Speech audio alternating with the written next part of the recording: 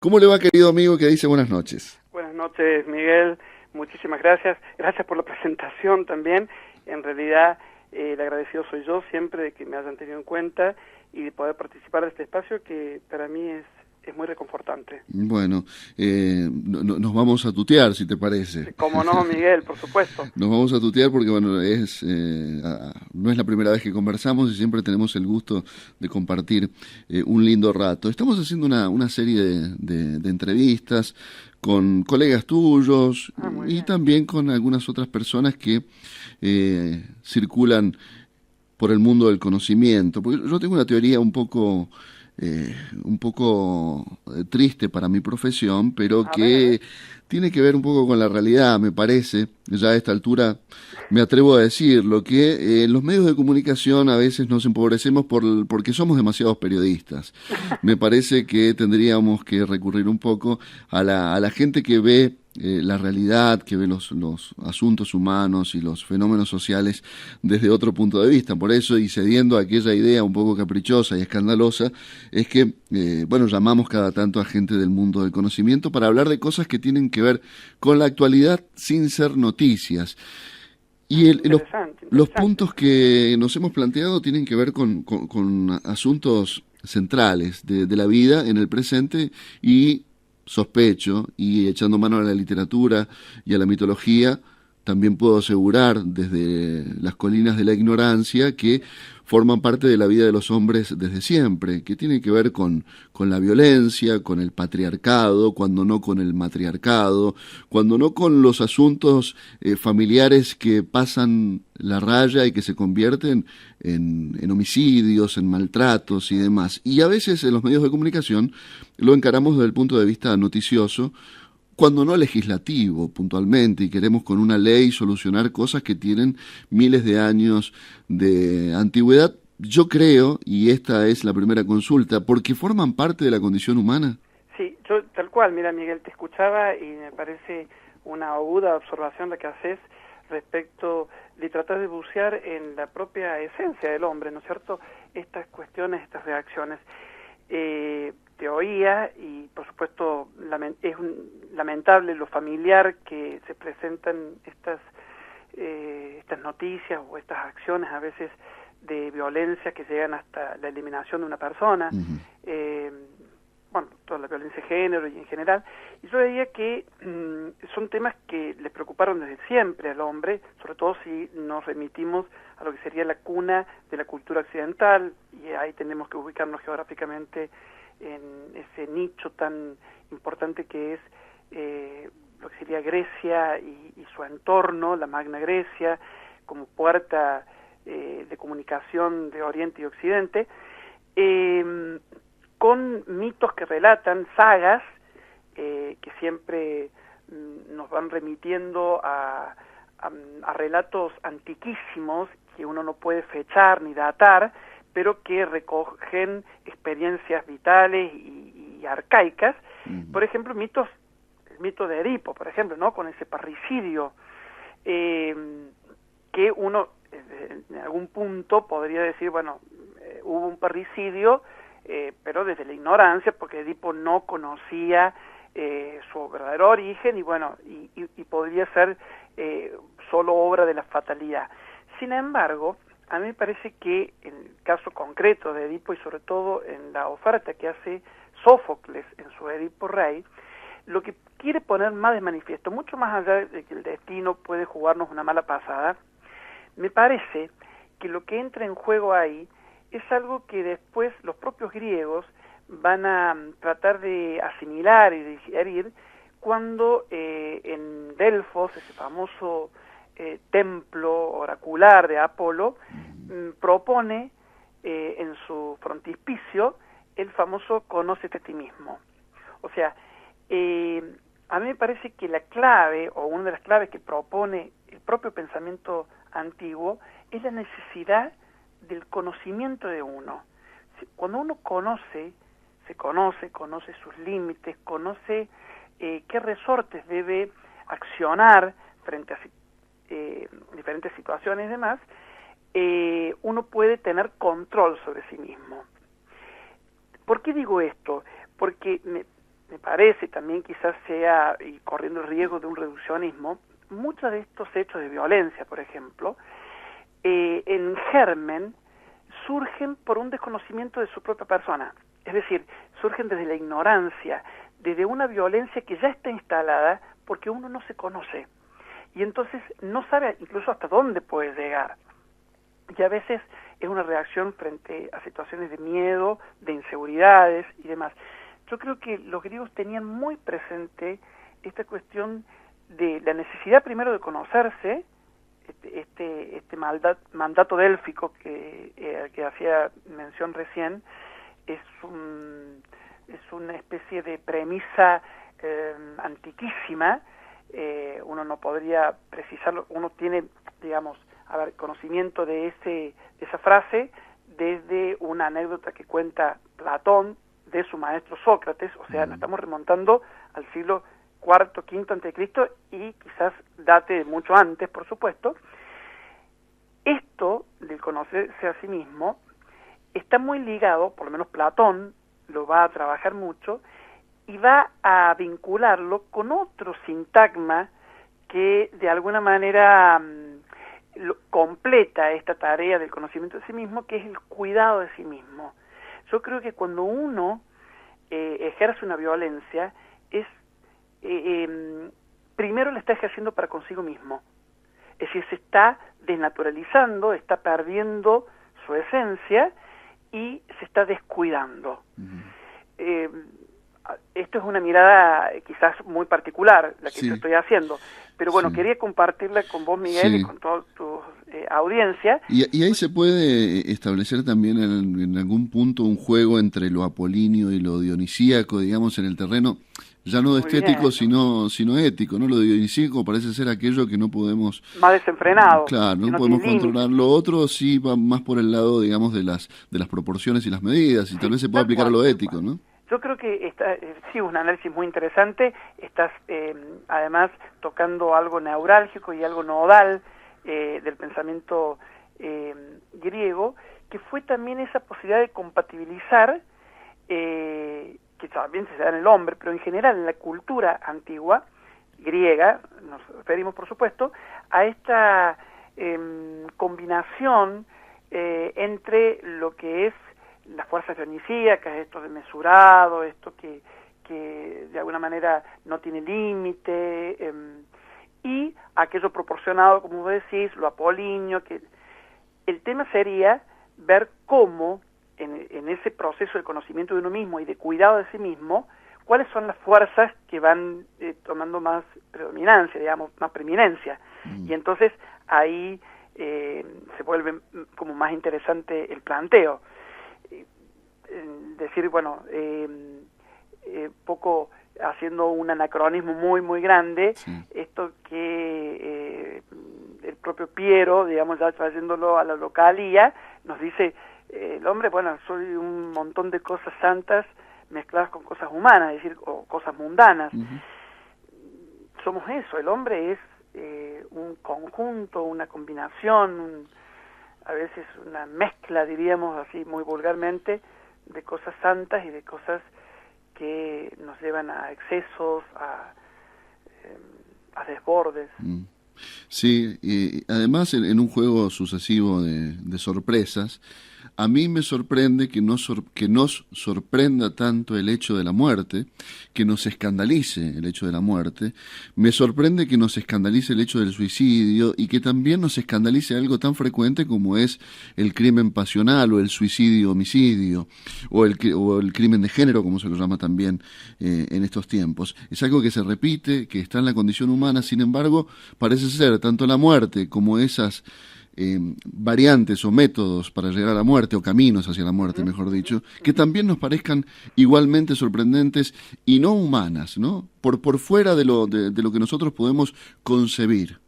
No, seguro, claro. Bueno, hay una serie de ejemplos, toda la literatura clásica, te diría, está plagada de ejemplos de lo que estás nombrando, ¿no? Y que responden, sí, a la condición humana, y que por eso es universal, y por eso es vigente, y por eso es clásico de alguna manera.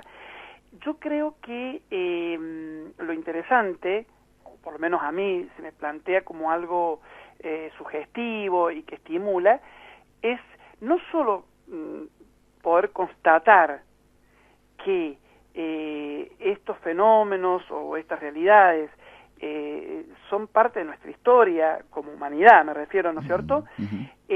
Sino que también la literatura, por lo menos, me parece a mí, desde la literatura, hay algunas propuestas de reflexión al respecto. Y en esto ya, trato de introducirme a lo que es el fenómeno de la tragedia y la comedia, el drama en general como género, quizás más perfecto, como lo define Aristóteles, el género más perfecto, da la posibilidad de que en un encuadre muy acotado y demás se representen estas grandes pasiones, estos grandes suicidios, por ejemplo el de Ajax o de la propia Deyanira en las traquinias de Sófocles, o de Yocasta cuando en Edipo se entera de todo, estas resoluciones y demás, y estos modos de buscar la muerte que también has planteado, la literatura no solo los toma para poder que uno pueda constatar que son parte de nuestra historia, de nuestra esencia humana, sino también hay como una suerte, parece a mí, desde la literatura, propuestas de reflexión respecto de eso. Es decir, se lo plantea no solo para que uno diga, bueno, eso también soy yo, sino que ¿qué puedo hacer con esto?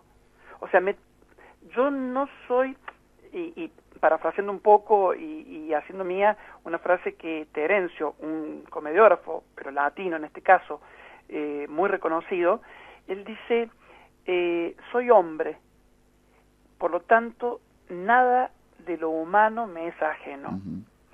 En esa frase está concentrado un principio, me parece que es fundante de nuestra cultura, que pasa no solo por el reconocimiento de que hay ciertas realidades que, bueno, que me tocan, sino que yo tengo que posicionarme respecto a eso. No sé si se me entiende, ¿no? Sí, pero me parece con claridad. Que no solo es un paneo, digamos, para decirlo de una manera quizás técnica y bueno, decir, no solo un muestreo, un menú, un elenco de situaciones en las que uno se puede reconocer, sino que también hay una propuesta desde la literatura estética, en ese caso también, de qué resoluciones o a qué reflexiones me lleva esta muestra, ¿no? Estas representaciones.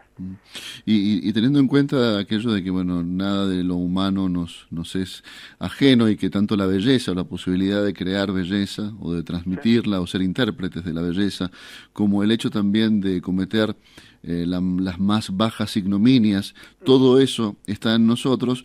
Me hace pensar también, y a veces también lo he relacionado lejanamente con aquella población del Tártaro, del Hades, del mundo clásico, que parecía ser mucho más numerosa que la promesa de una vida mejor más allá de la vida, ¿no? Sí. Porque se habla poco de lo otro, ¿no? Es verdad, es verdad. Bueno, viste, cuando hay algunas cosas que mejor no tocarlas tan de lleno, o por esta cuestión casi cabalística que uno tiene, que también es propio de la naturaleza humana,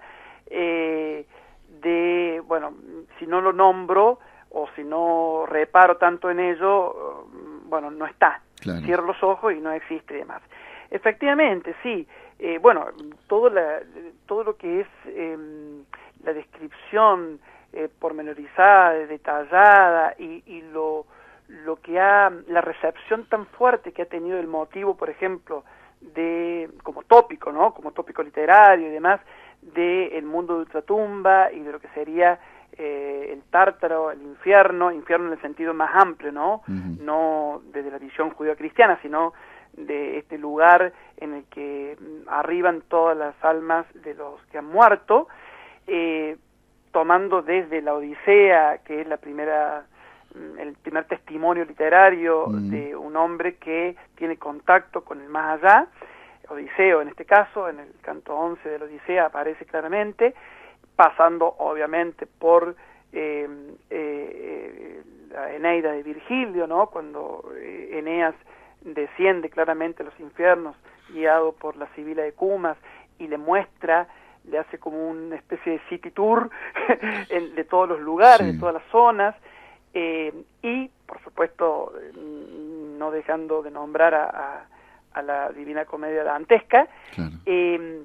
Ese motivo de lo que va más allá, de qué es lo que sucede, esta mirada escatológica, digamos, ha sido también motivo de citas obligadas de mucha literatura. Hay ríos de tinta que han resaltado estos tópicos y que también, por supuesto, han tenido su origen, abrevan de aguas homéricas y virgilianas.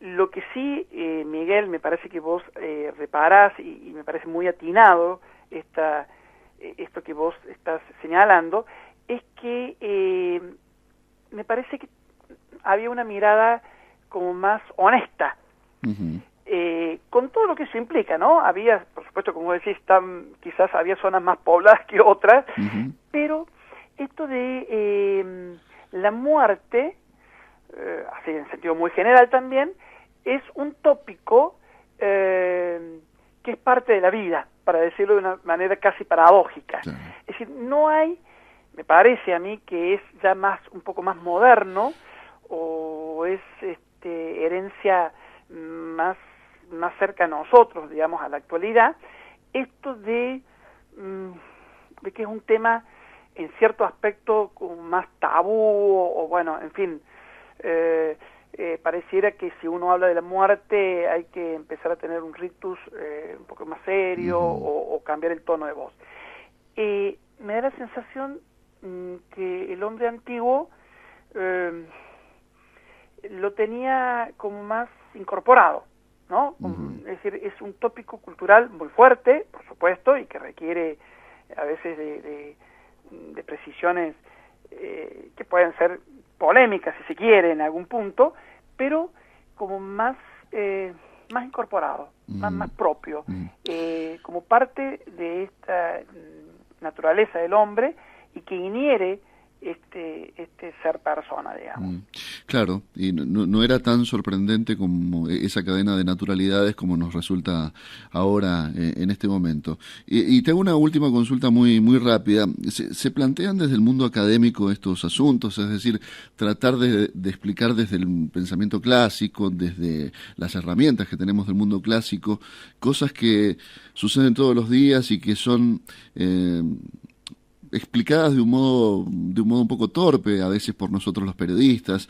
Nos decimos, proponemos, tratamos de impulsar leyes, esto, lo otro, sin ir muy al fondo de los asuntos, que ese fondo de esos asuntos está tal vez en ese mundo clásico, como decíamos al principio. Digamos, el camino inverso se hace ir desde el mundo académico hacia ese mundo diario para encontrarle alguna explicación, o es algo, digamos, esporádico y de charlas de café en la universidad. Es una muy buena pregunta, además una pregunta que me interpela mucho. Creo que has metido el dedo en el ventilador. Bueno, habría que ver. En principio habría que hacer una distinción, porque no se puede generalizar. Habría que ver qué unidades académicas del país, e incluso te diría también fuera del país, tienen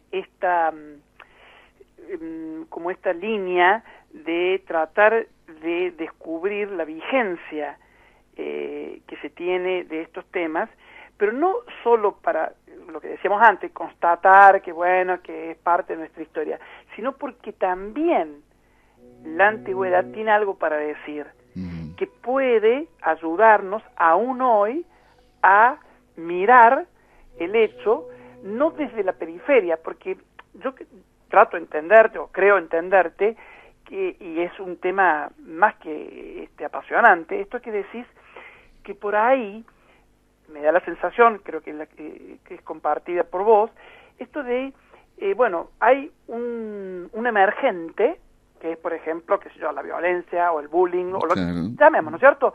Entonces, ¿qué pasa? Trabajamos sobre síntomas, Entonces, bueno, habrá que hacer una ley, habrá que hacer un cursito de convivencia para que no haya bullying en las escuelas, te lo digo de una forma grosera, ¿no es cierto? Sí, unos cuantos paneles en programas de Un par de televisión. paneles, Claro. un programita, en fin, y bueno, y ya está. Y sí, efectivamente, me parece que estamos viviendo un poco, y eso es, me parece que, por lo menos desde mi perspectiva, uno se podría explicar esto. Por un lado, me parece que es un modus operandi que se ha instalado mucho desde la posmodernidad. Esta labilidad, esta periferia, esto de trabajar sobre la superficie, esto que termina siendo una versión muchas veces descremada, para decirlo de una manera vulgar, y light de algunos asuntos que son más que importantes. Claro, Más que importantes. sí, con apariencia de Sí, seriedad y de dramatismo, ¿no? Exacto, ponemos Sí. el ceño fruncido y todo lo demás como corresponde. Eso es por un lado. Y por otro lado, me parece, y esto ya sería una interpretación también muy personal, me parece que de alguna manera estos temas son tratados de esa manera porque nos interpelan de una manera muy especial, de un modo muy especial. Entonces, casi te diría, no para justificarlo, es casi un mecanismo de defensa.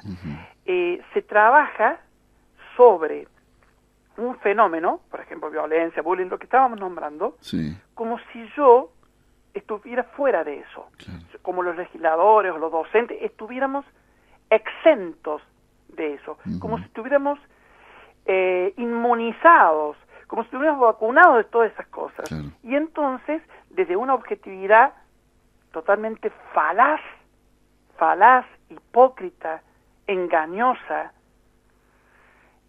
lo trabajamos y creemos que desde ese afuera, yo que estoy capacitado, porque yo soy legislador, porque yo soy docente, porque yo soy quien detento el poder, entonces puedo accionar sobre eso. Y no me involucro, soy un sujeto externo, extranjero, de una realidad que en realidad me atraviesa. Sí, porque es absolutamente humana. Doctor Villagra, yo le agradezco mucho, nos hemos pasado media hora charlando hermosamente. Discúlpame. No, por favor, lo hemos disfrutado. Discúlpame ante tu audiencia, pero yo te agradezco muchísimo, porque, para terminar, digo esto, vos me decías si esto queda en charlas de café o si realmente hay una posición tomada. Te decía que, bueno, depende de las unidades académicas, depende de las universidades, pero también depende de estas iniciativas, por ejemplo, tuya, Miguel. Esto a mí me parece sumamente valioso y quizás no te sorprenda, quizás a algunos no les sorprende y a algunos sí. Solo desde tu radio yo tengo la oportunidad, por lo menos yo, de decir esto. Bueno, yo te agradezco. Y bueno, te invito para una nueva charla. Ahora nos tenemos que ir a la tanda, tenemos que ir en el mundo de la comunicación habitual. Te mando un abrazo grande y hasta pronto. Muchísimas gracias, Miguel. Hasta pronto. Hasta pronto. Bueno, el doctor en Letras Clásicas, Pedro Luis Villagra, reflexionando sobre estos temas que les planteábamos al principio, lo humano que nos parece tan extraterrestre a veces.